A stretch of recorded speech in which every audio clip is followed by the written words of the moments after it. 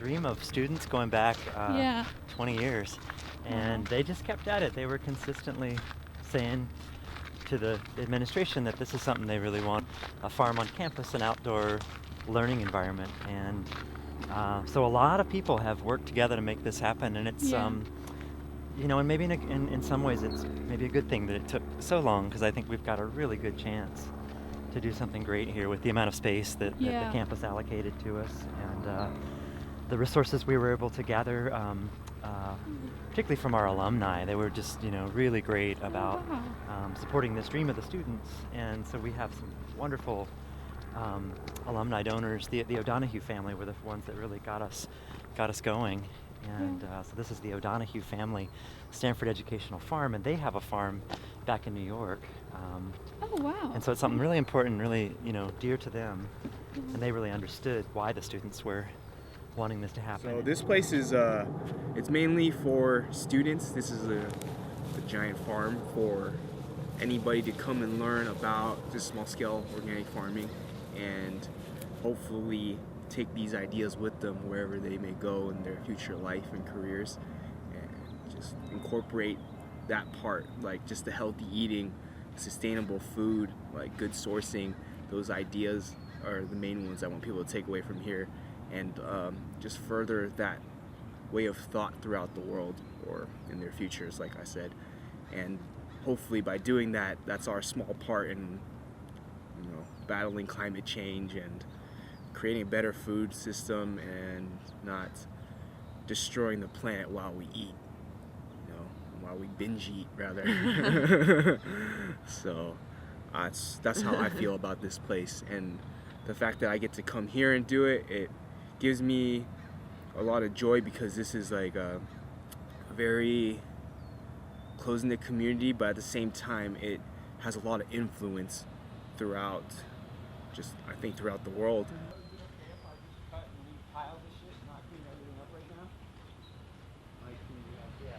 Okay.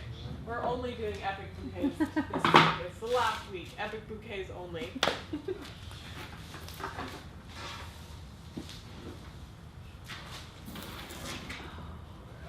Look at, we have the only 3 white snapdragons that made it the whole year. I think that was my main thing with making the new farm. I was wondering, like, how many people will actually show up and come, and just exposing more people, because I think sometimes you just need to get people out here one time and then they'll start coming back more. They'll feel welcome.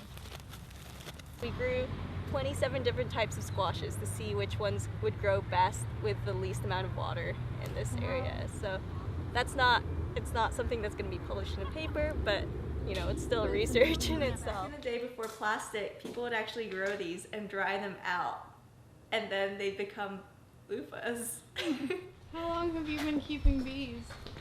Well, Noah on the ark, he did not bring 2 bees because there would not be enough. He brought, I believe a correct medical term is a shitload. He brought a shitload of bees. And they put them on the ark, and he had some problems, so they phoned me. Even back then they had cell phones. So, no, I grew up on a farm. I've been around bees all my life. I started doing bee rescue about 10 years ago. So, What does bee rescue entail? bee rescue entails opening up buildings or opening up trees and removing colonies that they are going to kill. Okay. So here at Stanford, when they redid the chemistry building, it was built in 1908. There were bees inside, and so they needed them out before. Usually it's before the other workmen will come on site. They want the bees gone.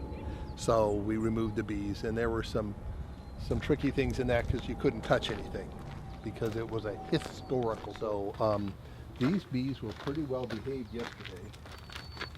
So if you wanted, just since yesterday, they have glued this top plate down with a compound called propolis. It's they make it from the resins out of trees, and it's a natural antibiotic.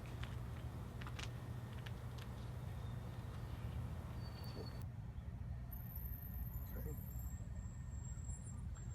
So this frame has mostly honey over here, and they're putting away a little nectar in the middle,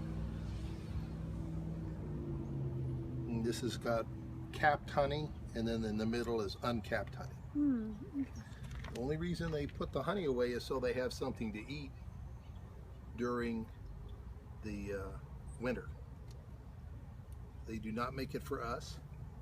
They do not make it to sell. They make it to eat during the winter. This year we're having trouble because we didn't have that much rain. I'm going to stop talking because they don't like carbon dioxide. Just getting you more exposed to what biodiversity or a diversified farming system looks like beyond just talking about like small scale farms, because coming out here you can actually see the challenges and the rewards that come with running a farm like this.